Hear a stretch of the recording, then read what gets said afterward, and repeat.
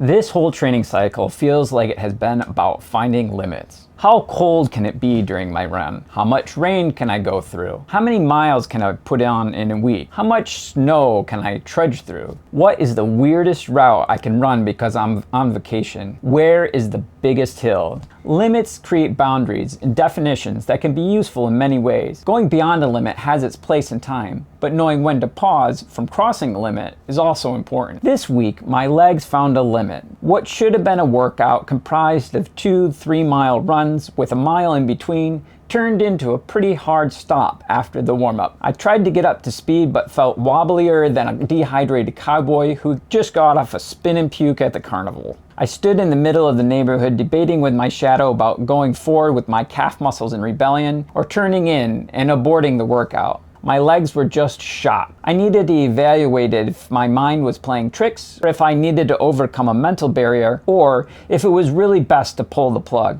After a thorough debate, I slowly headed for home to heal up, get some rest, and try another day. For context, I ran a bad 9 miles at marathon pace earlier in the week, 16 miles 2 days before, spent some time in a car cramped on a family trip, and although it was an easy effort, went up some hills the day before. These are not excuses, but they give a snapshot of what it took to find my limit. It took an awful lot to make it to the breaking point. I'm working on keeping my head high with that in mind as I regroup to try and find the next limit.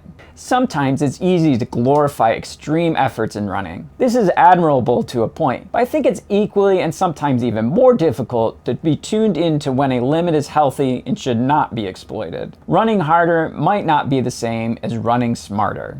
I wish I could say that this limit was one and done, but when I tried my marathon pace practice again, things went from bad to worse. Now I'm sidelined to heal.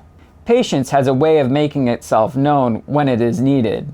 I'm not tapping out, and I recognize this drama is just part of the story. To accomplish my big running goal, a step back and taking a moment of rest can actually, in the long run, be a step forward. And, like I've said before, we all know, forward is progress. Endurance runner for Rasmussen to talk about his new art exhibition called Routes.